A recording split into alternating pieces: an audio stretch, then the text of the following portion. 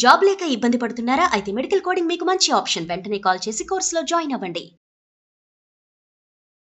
Welcome to Suman TV. నేను మీ Suman TV Nag. ఈ వీడియోని పూర్తిగా చూడండి. ఓనర్స్ కొంతమంది ఏం చేస్తారనంటే, వీళ్ళు రెంట్ ఇన్ టైంలో కట్టినా సరే ఓనర్స్ కొంతమంది హెరాస్ చేస్తూ ఉంటారు కదా. హెరాస్ చేసేటువంటి వాళ్ళకి లీగల్గా ఎలాంటి రెమెడీస్ ఉంటాయి, దీంట్లో ఉండేటువంటి వాళ్ళు ప్రతి ఒక్కరు ఈ వీడియోని పూర్తిగా చూడండి. కుదిరితే మీ అపార్ట్మెంట్లలోనూ మీ ఇళ్లలోనూ షేర్ చేసుకోండి. ఎక్కడ ఏదైనా చిన్న ప్రాబ్లం ఉంది అని అంటే టోల్ ఫ్రీ నెంబర్ లాగా ఎక్కడే కాంటాక్ట్ నెంబర్ మీకు హైకోర్టు అడ్వకేట్ అలగరి రవీంద్రనాథ్ గారి కాంటాక్ట్ నెంబర్ కనిపిస్తుంది. దాన్ని మీరు కాల్ ఆర్ మెసేజ్ వాట్సాప్ చేసినా సరే మీ సమస్యను మీరు చెప్పొచ్చు అపాయింట్మెంట్ తీసుకొని. So coming to subject. Hello sir. Nagaraju గారు, సార్, అద్దెంట్లో ఉండేటువంటి వాళ్ళు కామన్గా ఫేస్ చేసేటువంటి ప్రాబ్లమ్స్ అన్న హరాస్మెంట్ ప్రాబ్లమ్స్, ఇవి ఎన్ని రకాలుగా ఓనర్స్ ఇబ్బంది పెడుతూ ఉంటారు జనరల్గా, అండ్ ఎలా అర్థం చేసుకోవాలి అటువంటి వాటిని? నాగరాజు గారు, టెనెంట్స్ సంబంధించి కూడా కొన్ని హక్కులు అయితే ఉంటాయి నాగరాజు గారు. కొన్ని సందర్భాల్లో మనం అద్దెలలో ఉండాల్సిన పరిస్థితి వస్తుంది. అది బ్యాచులర్ లైఫ్లో ఉన్నావా, లేకపోతే ఫ్యామిలీతో కలిసి ఉన్నావా, అపార్ట్మెంట్లో ఫ్లాట్స్లో ఉండడం కావచ్చు, లేకపోతే షాప్స్లో రెంట్కి కూడా ఉండొచ్చు. ఏ సందర్భమైనా కావచ్చు, అద్దెదారులకు కూడా కొన్ని హక్కులు అయితే చట్టపరంగా కొన్ని రక్షణ హక్కులు కూడా ఉంటాయి. ప్రతి ఒక్కరు కూడా తెలుసుకోవాల్సిన అవసరం అయితే ఉంటుంది. అయితే కొన్ని సందర్భాల్లో ఇంటి యజమానులు అన్ని చోట్ల మంచి వాళ్ళు అయితే ఉండే అవకాశం చాలా తక్కువ. కొంతమంది హెరాస్మెంటే పనిగట్టుకొని చేసే కొంతమంది ఇంటి ఓనర్స్ కొంతమంది ఉంటారు, కావాలని చేస్తారు. అదొక టైప్ ఆఫ్ ఒక సైకిక్ ఆలోచన అనుకోండి, ఇతరత్ర ఏదైనా అనుకోండి. కానీ కొంతమంది ఇంటి యజమానులు వాంటెడ్లీ చేస్తారు. ఈ మొత్తం కేటగిరీస్ చేసినట్లయితే 3 రకాల కేటగిరీ చెప్పుకోవచ్చండి హెరాస్మెంట్. ఇప్పుడు నేను చెప్పే 3 కేటగిరీల్లో ఏదో ఒక కేటగిరీలో ఈ ఇంటి యజమానుల ద్వారా హెరాస్మెంట్ పొందినటువంటి అద్దెదారులు కొంతమంది ఉండే అవకాశం కూడా ఉంటుంది. 3 రకాల కేటగిరీల్లో ఫస్ట్గా చెప్పుకోవాల్సింది మానసికంగా హెరాస్మెంట్ చేయడం. మెంటల్ హెరాస్మెంట్ అనేది ఇది ఫస్ట్ స్టేజ్లో ఉంటుంది. ఇది బయటికి కనిపించదండి. చెప్పులోని రాయి చెవులోని జోరీగా కంటిలోను నలుసు ఇంటిలోను పోరు అంటారు చూసారా. ఆ ఇంటిలోను పోరు అన్నది బయటకు కనబడదు నాగరాజు గారు. ఇంటి ఓనరు పైనే ఉంటాడు, కిందన అంటే 2 ఫ్లోర్స్ అనుకోండి, ఇండిపెండెంట్ హౌస్ నేను చెప్తున్నాను. పైన సెకండ్ ఫ్లోర్లో అని ఉంటాడు, ఫస్ట్ ఫ్లోర్ రెంట్కి ఇస్తాడు. ఇక వాళ్ళ బాధలు వర్ణాతీతం అండి. ఏ రకంగా ఇబ్బంది పెడతారంటే, ఒకటే స్టేర్ కేస్ ఉంటుంది, ఒకటే లిఫ్ట్ ఉంటుంది. వచ్చేటప్పుడు వెళ్ళేటప్పుడు ఖచ్చితంగా ఆ లిఫ్ట్ డోర్ లాంచ్ చేయండి అని చెప్తూ, స్టేర్ కేస్ మీద వెళ్ళేటప్పుడు కూడా అక్కడ చిన్న దుమ్ము పడినా, ఒక ధూళి పడినా ఇమీడియట్గా ఫోన్ చేసి, సార్ అక్కడ పలానా స్టెప్స్ మీద దుమ్ము పడింది, మీరు క్లీన్ చేసుకోలేదు, చిన్న మరక పడింది, క్లీన్ చేయలేదు. ఇంకా పైన ఉన్నారంటే నెత్తి మీద ఉన్నారంటే నెత్తి మీద మనకు ఒక ఇబ్బందులు పెట్టడం మామూలుగా ఉండదు, ముఖ్యంగా ఇండిపెండెంట్ హౌస్లో. ఇక అపార్ట్మెంట్ల పరిస్థితి తర్వాత చెప్తాను. ఈ ఇండిపెండెంట్ హౌస్ల పరిస్థితి ఎలా ఉంటుందంటే, ఆ మెట్ల మీద వెళ్ళేటప్పటి నుంచి స్టార్ట్ చేస్తారు. చిన్న మరకపడిన గోడ దగ్గర చిన్న ఆ సున్నం అక్కడ పెచ్చులోడిపోయినా ప్రతిదీ కూడా కారణం మీరే అని చెప్తూ, ఇక ఏదో మనం పని మీద వెళ్తుంటాం, లిఫ్ట్ డోర్ వేయలేదు, లిఫ్ట్లో ఎలా జరిగిందని చెప్తూ, ఆ లిఫ్ట్లో కూడా దుమ్ము ఉందని, ఇంకా ఎన్ని రకాలుగా టార్చర్ పెట్టాలంటే మానసికంగా మామూలుగా ఉండదు. ఇది నేను చెప్పే చాలా చిన్నదిగా అనిపిస్తాను నాగరాజు గారు, కానీ ఆ అనుభవించాడుగా బాధ ఏంటో తెలుసు అక్కడ ఆ పరిస్థితి ఎలా ఉంటుందో. ఇక ఇంటి లోపలికి వస్తే చిన్న సౌండ్ వచ్చినా, ఇంట్లో చిన్న మేక్ కొట్టినా, ఇంట్లో చిన్న పెచ్చులుడినా ప్రతిరోజు రావడం చూడడం మీరు నవ్వుతారు కానీ వాస్తవాలు సార్. ఎందుకంటే హైదరాబాద్లో ఆ బాధలు మేము ఒక 10 ఏళ్ళ పాటు పడిచ్చాం కాబట్టి, ఇంటి ఓనర్స్ ఇంటి పైన ఉన్నారంటే ఆ బాధ, దీని మీద సినిమాలు కూడా చాలా వచ్చాయి. ఆ మధ్య ఒక సినిమా కూడా వచ్చింది, ఒక 20 years బ్యాక్, చిత్రం బలార విచిత్రం అనే సినిమా కూడా వచ్చిందండి. అందులో బ్రహ్మానందం ఇంత కూడా బ్యాచిలర్స్ లైఫ్ ఉంటారు, పైన కింద ఫస్ట్ ఫ్లోర్లో గరుడాచలం పెడతారు, కోట శ్రీనివాస్ లాగా ఉంటారు. వాళ్ళ బాధలు చూడాలంటే ఇంటి ఓనర్స్కి ఇంటి టెనెంట్స్కి మధ్య బాధలు చూడాలంటే ఫన్నీగా ఉన్న చాలా అద్భుతంగా తీసిన సినిమా అది. నేను ఆ సినిమాని ప్రమోట్ చేయడం ఉద్దేశం కాదు. బాధలు ఏ రేంజ్లో ఉంటాయి, మానసికంగా బాధ. ఇంటిలోనే కాస్త మంచం సౌండ్ వచ్చిందంటే పరిగెత్తుకుంటూ బయటకు వచ్చేస్తారు. ఏదో జరిగిపోతుంది, మా ఇంట్లో ఏం జరిగిపోతుంది చెప్పండి అని చెప్పేసి. ఇంట్లో కాస్త గోడ మేకొట్టామంటే పరిగెత్తుకుంటూ వస్తారు. ఇదొక టైప్ ఆఫ్ బాధ. అయితే మానసికంగా పెట్టే బాధలు మామూలుగా ఉండవండి. ఇంట్లో ఆడపిల్లలు కానీ పొరపాటు ఇంట్లో ఉన్నారంటే వాళ్ళ పర్సనల్ విషయాలు కూడా జోక్యం చేసుకుంటారు. మీ అమ్మాయి ఆ రోజు అక్కడ ఉంది, మీ అమ్మాయి బస్ స్టాండ్ నిలబడింది, వాళ్ళ నాన్నగారికి ఫోన్లు చేసి చెప్తుంటారండి, అక్కడ ఎందుకు నిలబడ్డారు, ఈ అమ్మాయి అక్కడ నిలబడింది, ఈ అమ్మాయి అక్కడికి ఎందుకు వచ్చింది అంటే వ్యక్తిగత విషయాల్లో కూడా జోక్యం చేసేసుకుంటారు నాగరాజు గారు.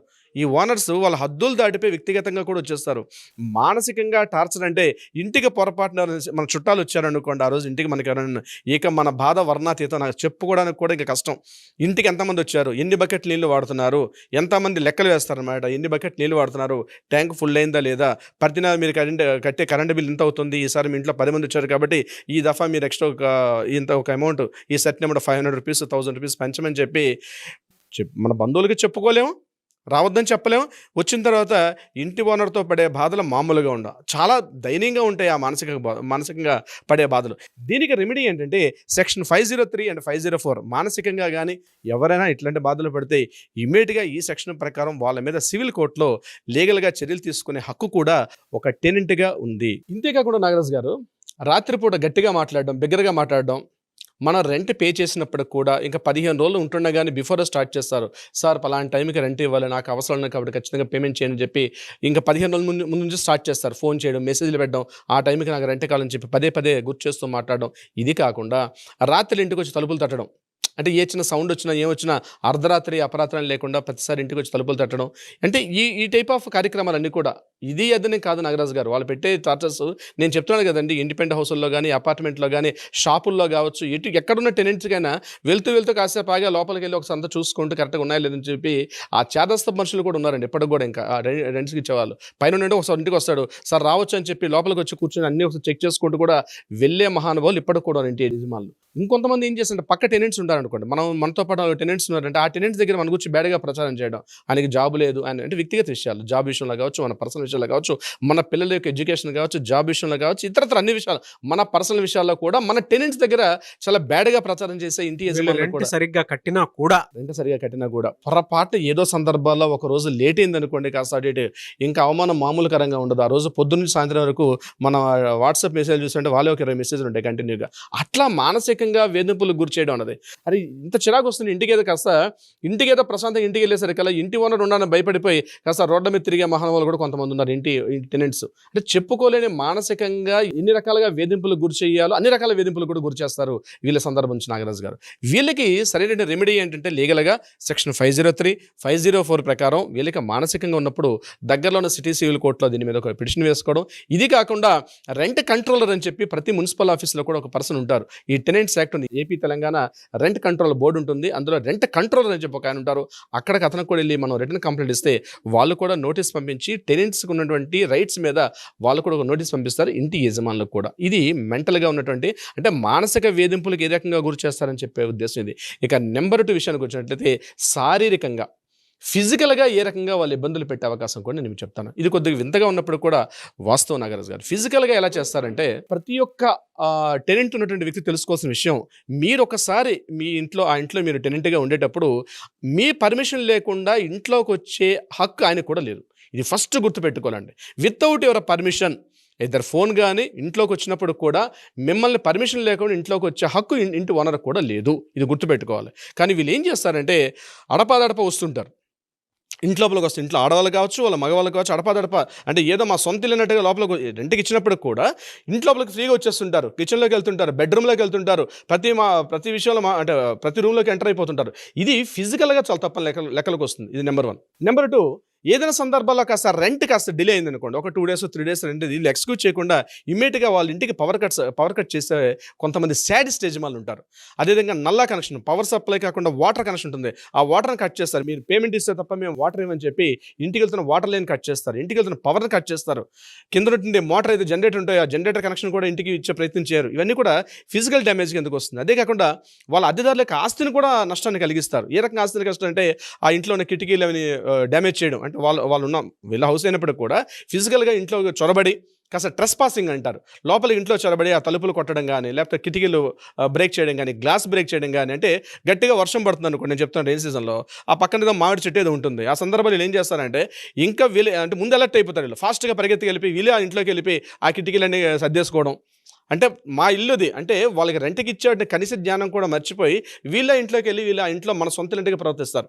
ఒక్కోసారి ఆ ఇంట్లో కాస్త మాట పెరిగింది అనుకోండి, ఫిజికల్ డ్యామేజ్ చేస్తారు. వాళ్ళ ఇంట్లో ఉన్నటువంటి టెనెంట్స్ యొక్క ప్రాపర్టీస్, టీపై కావచ్చు, చైర్స్ కావచ్చు, ఇంట్లో టీవీ కావచ్చు, అంటే కాస్త మాట గట్టిగా వచ్చిన సందర్భాల్లో వాళ్ళ ఫిజికల్ అంటే వాళ్ళు ఉన్నటువంటి ఐటమ్స్ని కూడా వాళ్ళు డ్యామేజ్ చేసే స్థాయికి వెళ్తారు. ఇది కాకుండా ఇంకా కాస్త పరిణితి పెరిగింది అనుకోండి, కొట్టుకోవడాలు, తిట్టుకోవడాల స్థాయి కూడా మనం చాలా సందర్భాల్లో చూస్తాం. కొన్ని సందర్భాల్లో ఇది సత్యం నేను చెప్తున్నాను, వాస్తవాలు కూడా ఇంట్లో ఫాల్ సీలింగ్ దగ్గర కూడా కొన్ని చోట్ల కొన్ని ప్రైవేట్ ప్లేసుల్లో కూడా హిడెన్ కెమెరాస్ పెట్టడం కూడా. ఇది రీసెంట్గా మనకి గుజరాత్ జామ్నగర్లో ఒక కేసు కూడా బయటపడింది. జామ్నగర్లో జరిగిన సంఘటన కూడా అదే. అంటే హిడెన్ కెమెరాస్ పెట్టి వాళ్ళ యొక్క ప్రైవేట్ రూమ్స్లోకి వెళ్ళి తొంగి చూడడం అన్నది. ఇది యాక్చువల్గా తర్వాత పెద్ద ఇష్యూ అయింది. దాని తర్వాత ఇంటి ఓనర్ చేయలేదు, ఇంటి ఓనర్ తలకి అబ్బాయి చేశాడని చెప్పి అదొక ఇష్యూ అయింది. రీసెంట్గా కోర్టులో కూడా ఇంకా స్టిల్ జామ్నగర్ కేసులో కోర్టులో ఇది నడుస్తూ ఉంది. ఇంట్లో భర్తలు ఆఫీస్కి వెళ్ళిన తర్వాత ఏం చేస్తారంటే అడ్వాంటేజ్ తీసుకొని పదే ఇంట్లోకి రావడం, వాళ్ళ ఒంటి మీద చేస్తూ మాట్లాడడం, ఏదో ఒక రిలేషన్షిప్ పెట్టుకొని మాట్లాడడం, అది క్యాస్ట్ కావచ్చు, రిలీజియన్ కావచ్చు, లేకపోతే హోదా కావచ్చు, ఏదో ఒక రిలేషన్షిప్ పెట్టుకుంటూ వాళ్ళతో పదే పదే మాట్లాడడం, ఇంకా స్థాయి మించి ఏం చేస్తారంటే వాళ్ళ బాడీని టచ్ చేసుకుంటూ వాళ్ళ ప్రైవేట్ బెడ్రూమ్లో కూడా వెళ్ళి మాట్లాడేంత అక్కడ దాకా కూడా ప్రయత్నం చేస్తారు నాగరాజ్ గారు. ఇది శారీరక హింస విషయానికి కిందకు వస్తుంది. ఇది సెక్షన్ 441 ట్రెస్పాసింగ్, అంటే అనుమతి లేకుండా ఒక ఇంట్లోకి ప్రవేశించడం. అది మీరు అద్దెంట్లో ఉన్నప్పుడు కూడా మీరు సెక్షన్ 441 ప్రకారం ట్రెస్పాసింగ్ ఎందుకు వస్తుంది. అదేవిధంగా 427 ఇది ఆస్తి నష్టం. BNS 231 ప్రకారం అయితే అక్రమంగా ప్రవేశించడం, మీ యొక్క అనుమతి లేకుండా మీ యొక్క ప్రైవేట్ ఇంట్లోకి, అంటే మీ ఇంట్లోకి అనుమతి లేకుండా ప్రవేశించడం BNS 231 కిందకు వస్తుంది. ఇవన్నీ కూడా శారీరకంగా చేసినటువంటి ఒక డ్యామేజెస్ కావచ్చు, హింస కావచ్చు, ఒక ఓనర్స్ చేస్తారు దీన్ని అడ్వాంటేజ్ తీసుకొని. సో ఇక్కడ థర్డ్ పాయింట్ నాగరాజ్ గారు, అడ్డంగా ఒప్పందం లేకుండా ఖాళీ చేయమని చెప్పడం. ఇది ఏ సందర్భాలు వస్తుందంటే చాలా ఓనర్స్, 95% ఓనర్స్, ఈ వర్డ్ చెప్పడానికి కూడా నేను సాధిస్తున్నాను, వీళ్ళు ఏం చేస్తారంటే ట్రాన్సాక్షన్స్ అంతా కూడా క్యాష్ పార్ట్లు ఇవ్వమని చెప్పి మాట్లాడతారు. వీళ్ళందరూ కూడా రెంట్కి ఇస్తారు. సార్ ఈ రెంట్ కూడా మీరు ఎక్కడ కూడా మీరు ఆన్లైన్లో కానీ, ఫోన్పేలు కానీ, గూగుల్ పే కానీ ఎటువంటి ఒక వైట్ ట్రాన్సాక్షన్ కాకుండా మాకు క్యాష్ ఇవ్వాలి అని చెప్తారు. ఈవెన్ అడ్వాన్స్ తీసుకున్నప్పుడు కూడా వాళ్ళు అడ్వాన్స్ అమౌంట్ కూడా మీరు క్యాష్లోనే తీసుకుంటారు. ఎవ్రీ మంత్ రెంటల్ అమౌంట్ ఏదైతే పే చేస్తే అది కూడా క్యాష్లో తీసుకుంటారు.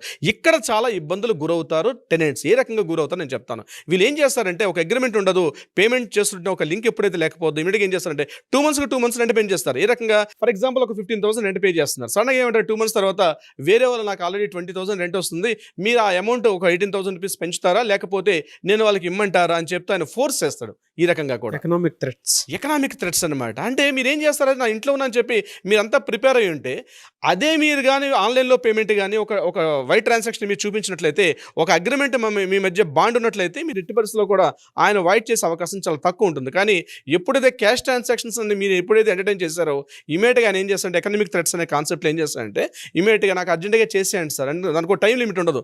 సడన్గా 2 monthsకి, ఎవ్రీ మంత్ 3 monthsకి, 4 months ఒకసారి కూడా రెంట్స్ పెంచుకుంటూ వెళ్ళిపోతారు. చాలా చోట్ల చాలా మంది ఇబ్బందులు పడే సందర్భాలు కూడా మాకు చాలా కేసులు కూడా వస్తుంది. సందర్భించి నాగరాజు గారు అడిగితే ఏంటంటే లేదంటే వైట్ అమౌంట్ అడుగుతున్నాడు ఆయన, క్యాష్ బ్లాక్ అమౌంట్ అడుగుతున్నాడు, క్యాష్ అడుగుతున్నాడండి, అందుకే నేను మీకు క్యాష్ ఇస్తున్నానని చెప్పాడు. ఇక్కడ చాలా ఇబ్బందులు గుర్తుపెట్టుకోండి. ఎట్టి పరిస్థితుల్లో కూడా క్యాష్ ట్రాన్సాక్షన్స్ అంది ఎంటర్టైన్ చేయకండి. మీరు ఒక రిసిప్ట్ తీసుకుని ఒకవేళ క్యాష్ ట్రాన్సాక్షన్ అడిగి అనుకోండి, ఒక 50% క్యాష్ ఇవ్వండి, 50% వైట్ ఇవ్వండి, బట్ ఏదైనా ఒక రిసిప్ట్ తీసుకునే అవకాశం ఉంటే ప్రయత్నం చేయండి. లేకపోతే ఇబ్బందులు గురేది టెనెంట్స్ చాలా ఇబ్బందులు గురవుతారు. ఇది ఒక రకంగా. నెంబర్ 2 ఏంటంటే ఒక అగ్రిమెంట్ ఉంటుంది వీళ్ళకి వాళ్ళకి మధ్య. ఈయన ఏం చేస్తాడు, ఈ ప్రాపర్టీ వేరే వాళ్ళకి అమ్మేస్తాడు. తనకు ఉన్నటువంటి ప్రాపర్టీ రెంటల్ అగ్రిమెంట్ ఉంటుంది. ఆల్రెడీ రెంటల్ అగ్రిమెంట్ ఒక 3 months 4 months అవగానే ఈ ఓనర్ ఏం చేస్తుంటే ప్రాపర్టీ వేరే వాళ్ళకి అమ్మేసుకుంటాడు. వేరే వాళ్ళకి ప్రాపర్టీ అమ్మేసినప్పుడు అతను వచ్చేసి ఇమీడియట్గా వేకెంట్ చేస్తారా చేయరా, నేను వేరే వాళ్ళకి ప్రాపర్టీ అమ్మేస్తాను కాబట్టి నువ్వు వేకెంట్ ఖాళీ చేసి వెళ్ళిపో, వాళ్ళు ఎక్కువ రెంట్ అడుగుతున్నా అంటారు. అగ్రిమెంట్లో ఉన్నారు, ఓనర్ తన ప్రాపర్టీ వేరే వాళ్ళకి అమ్మేశాడు. ఆ ఓనర్ కన్నా ఈ ఓనర్ ఏం చేస్తాడంటే కొత్త ఓనర్ చేతిలోకి వెళ్ళిపోయింది కాబట్టి మీరు ఇమీడియట్గా వేకెంట్ చేయమని చెప్పి, ఇది కూడా ఎకనామికల్ థ్రెట్స్ కిందకి వస్తుంది. ఈయన ఏమంటాడు, నేను ముఖ్యంగా ఈ ప్రాబ్లం ఎక్కడ వస్తుందంటే షాప్స్ వాళ్ళకి వస్తుంది. నాగరాజు గారు షాప్లో ఉంటాడు, సడన్గా ఓనర్ వేరే వాళ్ళకి అమ్మేశాడు. ఇక్కడ లీగల్ రైట్స్ ఏంటంటే ఒకవేళ ప్రాపర్టీ అమ్మినా సరే, ఓనర్ తన ప్రాపర్టీ వేరే వాళ్ళకి అమ్మినా సరే, కొత్తగా వచ్చినటువంటి ఓనర్కి ఈ పాత అగ్రిమెంట్ కంటిన్యూ చేయాల్సిన అధికారం ఉంటుంది. ఇది యాక్చువల్గా యాక్ట్ చెప్పేది కూడా అదే అనమాట. సో కొత్త ఓనర్ కాబట్టి నేను ఓవర్నెట్గా అగ్రిమెంట్ క్యాన్సిల్ అయిపోతుందండి, కొత్త రేటు ప్రకారం ఈ రేట్ ఇస్తే తప్పి మిమ్మల్ని ఉంచుతాను, లేకపోతే వేరే వాళ్ళకి ఆ షాప్ నేను రెంట్కి ఇస్తానంటే కుదరదు. పాత అగ్రిమెంటే కంటిన్యూ అవుతుంది. మీరు ప్రాపర్టీ ఓనర్ అమ్మేసినా సరే ఇదే ఉంటుంది. ఇది కూడా ఒక టైప్ ఆఫ్ ఎకనామికల్ థ్రెట్. ఈ యొక్క కాన్సెప్ట్ తెలుసుకోకపోతే టెనెంట్స్ చాలా ఇబ్బందులు పడే అవకాశం కూడా ఉంటుంది నాగరాజు గారు. మరికొన్ని సందర్భాల్లో రెంట్ ఏదైతే పే చేస్తుంటామో సడన్గా చెప్పా పెట్టకుండా ఓవర్ నైట్ ఫోన్ చేసేసి నాకు అర్జెంటుగా ఎక్స్పెన్సెస్ పెరిగాయి కాబట్టి మీరు రెంట్ పెంచండి అని చెప్పే ఓనర్స్ కూడా కొన్ని సందర్భాల్లో ఉంటారు. మరికొన్ని సందర్భాల్లో కాషన్ డిపాజిట్ మనం ఫస్ట్ ఇనిషియల్గా ప్రాపర్టీకి మనం వెళ్ళేటప్పుడు కాషన్ డిపాజిట్ పే చేస్తాం. ఒక 2 months 3 months, కొన్ని సందర్భాల్లో బిజినెస్ బాగా డిమాండ్ ఉన్న ఏరియాలో అయితే 6 months కూడా తీసుకున్న సందర్భాల్లో ఉన్నాయి. అటువంటి సందర్భాల్లో అర్జెంటుగా వేకెంట్ చేయమని చెప్తారు. కాషన్ డిపాజిట్గా ఏదైతే ఆ అమౌంట్ పే చేస్తామో అది ఎట్టి పరిస్థితుల్లో మీకు ఇచ్చే అవకాశం లేదు. ఎందుకంటే ఆ డ్యామేజ్ అయింది, ఈ డ్యామేజ్ అయిందని చెప్పి ఏవో దొంగ లెక్కలని ప్రిపేర్ చేసేసి దీనికి సరిపోయింది కాబట్టి నేను మీ కాషన్ డిపాజిట్ వెనక్కి ఇచ్చే అవకాశం లేదని చెప్పి కూడా దాన్ని తప్పించుకునే ప్రయత్నం చేస్తారు కొంతమంది ఓనర్స్. ఈ రకంగా కూడా. అన్నిటికన్నా మరొక దారుణం ఏంటంటే నాగరాజు గారు, వితౌట్ ప్రయర్ నోటీస్ ఇవ్వకుండా సడన్గా మా ఇంటి చుట్టాలు వస్తున్నారనో లేకపోతే మా పేరెంట్స్ వచ్చేస్తున్నారనో ఇతరత్ర ఏదో కారణాలు సాగ్గా చూపుతూ ఆ ప్రాపర్టీని వేకెంట్ చేయమని చెప్పి వితౌట్ ఒక నోటీస్ లేకుండా వేకెంట్ చేయమని చెప్పి ఫోర్స్ చేస్తుంటారు చాలా సందర్భాల్లో. ఒకవేళ వేకెంట్ చేయకపోతే కాస్త నవ్వులట్టుగా ఉంటుంది, కానీ వాస్తవాలంటే ఆ వెళ్తున్న వ్యక్తుల మీద కాస్త నీళ్ళు పోయడం, ఆ ఇంటికి కావాల్సిన పవర్ కట్ ఏదైతే ఉంటుందో పవర్ సప్లై కట్ చేసేసుకోవడం, అదేవిధంగా నల్ల కనెక్షన్ వాటర్ సప్లై వస్తుంటుంది, ఆ వాటర్ని డిస్కనెక్ట్ చేయడం, ఇట్లాంటి రకాలుగా వాళ్ళని ఏదో రకంగా బయటికి వెళ్ళాలంటే పొమ్మలు లేక పొగబెడతారన్న సామెత కూడా తెలుగులో చెప్తారు. ఆ మాదిరిగా ఏంటంటే ఇటువంటి చేష్టలను చేసి వాళ్ళని రకరకాలుగా హింసిస్తూ ఉంటారు. అంటే నేను చెప్పినట్టు ఈ కేటగిరీస్ అన్నీ కూడా టెనెంట్స్ ఏదో ఒక సందర్భంలో ఏదో ఒక కేటగిరీలో ఈ రకంగా సఫర్ అవుతుంటారు నాగరాజు గారు, ఏదో ఒక రకంగా ఉన్నారు సార్. ఇప్పుడు కింద కమెంట్ బాక్స్ లో పోస్ట్ చేస్తారు కూడా, అవునండి వాళ్ళు ఎన్ని రకాలుగా ఇబ్బంది పడుతున్నారు అనేది. ఈ మూడిట్లో ఒక కేటగిరీ డెఫినెట్ గా ఉంటుంది. డెఫినెట్గా. దీనికి ఎలా సార్ అంటే ఎలాంటి శిక్షలు? ఫస్ట్ ఏంటంటే నాగరాజు గారు తెలుసుకోవాలి, రైట్స్ తెలుసుకోవాలి. ఒక అడ్వకేట్ సంప్రదించడం వెరీ వెరీ మోస్ట్ ఇంపార్టెంట్. మీకు కాస్త అబ్యూజ్ లాంగ్వేజ్గా ఫిజికల్గా కొట్టడం కానీ, లేదా మానసికంగా ఇబ్బంది పెట్టడం కానీ, లేకపోతే వాళ్ళకు ఉన్నటువంటి ఇప్పుడు మన అగ్రిమెంట్ ఒక రెంటల్ అగ్రిమెంట్లో ఉండేటప్పుడు ఆ అగ్రిమెంట్ని వాయిడ్ చేసేటప్పుడు తప్పనిసరిగా దగ్గరగా ఉన్న రెంట్ కంట్రోల్ బోర్డు ఏదైతే ఉందో అక్కడ ఉన్నటువంటి రెంట్ కంట్రోలర్ అని ఒక పర్సన్ ఉంటారు, అతన్ని కాంటాక్ట్ చేయడం ఫస్ట్ ఇంపార్టెంట్. లేదా స్థాయి కాస్త ఎక్కువగా ఉన్నట్లయితే దగ్గరగా ఉన్న పోలీస్ స్టేషన్కి వెళ్ళి కంప్లైంట్ చేయడం ఉంది సెకండ్ పార్ట్. నెంబర్ 3 ఏంటంటే ఏపీ తెలంగాణ మన రెంట్ కంట్రోల్ అగ్రిమెంట్ యాక్ట్ ఉంటుంది 1960 యాక్ట్ ప్రకారం. ఆ 60 యాక్ట్ ప్రకారం దగ్గరగా ఉన్నటువంటి సిటీ సివిల్ కోర్టులో మన ఎవిక్షన్ ఒక పిటిషన్ మన కంప్లైంట్ లాడ్జ్ చేయాలి. పిటిషన్ వేస్తే ఖచ్చితంగా ఓనర్స్ కూడా పంపిస్తారు. ఇది కాకుండా మన ప్రాపర్టీస్ కొన్నిసార్లు ఏం చేస్తారంటే వాళ్ళు జప్తు తీసేసుకుంటారు, అంటే ఇంటి నుంచి వెళ్ళగొట్టేస్తారు అని పూర్తి. ఇది ఇంకా చాలా తీవ్రమైన స్థాయి అనమాట. ఇంట్లో ఉన్న వస్తువులను పక్కన పెట్టేసి మీరు బయటికి వెళ్ళిపోమని చెప్పి కూడా బయటికి నెట్టివేసే ప్రయత్నాలు కూడా చేస్తారు. అటువంటి సందర్భాల్లో రికవరీ కోసం అని చెప్పి కూడా మరలా మనం సిటీ సివిల్ కోర్టు నుంచి కూడా ఆర్డర్ తీసుకొచ్చే అవకాశం కూడా ఉంటుంది. ఇది ఓన్లీ టెనెంట్స్కి రెంటల్ అగ్రిమెంట్లో ఉన్న వాళ్ళకి. మరలా లీజ్లో పడే వాళ్ళకి అసలు ఇంకో రకంగా ఉంటాయి నాగరాజు గారు. లీజ్ అగ్రిమెంట్ అనేది చాలా డిఫరెంట్గా ఉంటుంది. అంటే లీజు టెనెంట్ రెంటల్ దగ్గరగా కనిపిస్తున్నప్పుడు కూడా లీగల్గా చాలా వ్యత్యాసం ఉంటుంది. లీజ్ అగ్రిమెంట్లో ఉండడం వేరు, రెంటల్ అగ్రిమెంట్లో ఉండడం వేరు. ఇప్పుడు నేను చెప్పేవన్నీ కూడా రెంటల్ అగ్రిమెంట్లో పడే వాళ్ళ బాధలు ఎలా ఉంటాయి, వాళ్ళకి కావాల్సిన రెమెడీస్ ఎలా ఉంటాయి ఇప్పుడు ఈ వీడియో ద్వారా మనం తెలుసుకున్నాం. కానీ లీజ్ అగ్రిమెంట్లో ఎలా ఉంటాయి ఆ కష్టాలు సుఖాలన్నీ కూడా మనం మరొక వీడియోలో డిస్కస్ చేద్దాం నాగరాజు గారు. డెఫినెట్గా సార్. ఎలా సార్ అంటే మిమ్మల్ని అప్రోచ్ అవ్వాలి అని అంటే ఇన్ని ఇబ్బందులు ఏదో ఒక దాంట్లో కొంతమంది ఇబ్బంది పడుతూ ఉంటారు, ప్రాసెస్ ఏంటి? నాగరాజు గారు కింద స్క్రోల్ అవుతున్న నెంబర్ని కాంటాక్ట్ చేయగలిగితే మన లీగల్ టీం వాళ్ళకి అప్రోచ్ అవుతారు. అట్లీస్ట్ కాల్ చేయండి. కాల్ చేయకపోయినా అట్లీస్ట్ వాట్సాప్లో మెసేజ్ ఇచ్చినా ఇమీడియట్గా మన లీగల్ టీం వాళ్ళకి అప్రోచ్ అవుతారు, సలహా సంప్రదింపులు ఇచ్చే ప్రయత్నం చేస్తారు. అది కాకుండా లీగల్గా ఏదైనా న్యాయపరంగా పరిష్కారం కావాలంటే కూడా తప్పనిసరిగా ఆ విషయంగా కూడా ప్రయత్నం చేస్తారు Nagaraju garu. But prior appointment is the most important Nagaraju garu. Anyways thank you so much Ravindranath garu. Thank you so much Nagaraju garu. చూసారు కదా నా వీడియో. ఈ వీడియోపై మీ అభిప్రాయం కమెంట్ బాక్స్లో పోస్ట్ చేయండి. ముఖ్యంగా మీరు కనుక ఏ ఇబ్బంది ఉన్నా సరే రవీంద్రనాథ్ గారిని సంప్రదించాలి అనుకున్నా కూడా స్క్రీన్ మీద ఆయన కాంటాక్ట్ నెంబర్ కనిపిస్తుంది, హైకోర్టు అడ్వకేట్ అలాగే రవీంద్రనాథ్ గారు. సో ఆయనకి మీరు కాల్ ఆర్ మెసేజ్ వాట్సాప్ చేసి అపాయింట్మెంట్ బుక్ చేసుకోవచ్చు. ఈ వీడియో లైక్ చేయండి, షేర్ మాత్రం తప్పకుండా చేయండి. ఇలాంటి మరిన్ని వీడియోస్ కోసం మా ఛానల్ ఫాలో అవ్వండి. Thank you. సుమన్ టీవీలో మీ పర్సనల్ అండ్ బిజినెస్ ప్రమోషన్స్ కోసం కింది నెంబర్కి కాంటాక్ట్ చేయండి.